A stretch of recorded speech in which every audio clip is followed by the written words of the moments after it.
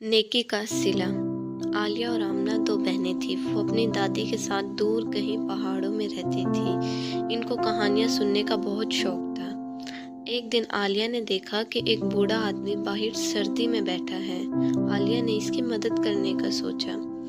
आलिया इसके पास गई और इसको कंबल, लकड़ियाँ और खाने के लिए कुछ खाना दिया।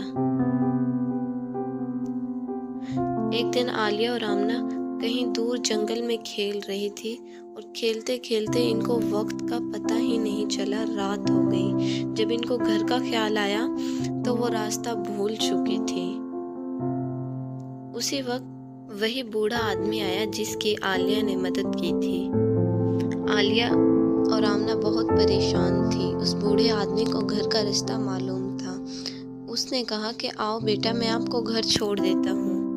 आलिया, आमना और बूढ़े आदमी ने बैठकर चाय पी। इस कहानी से हमें ये सबक मिलता है कि हम जो नेकी करते हैं उसका सिला ज़रूर मिलता है।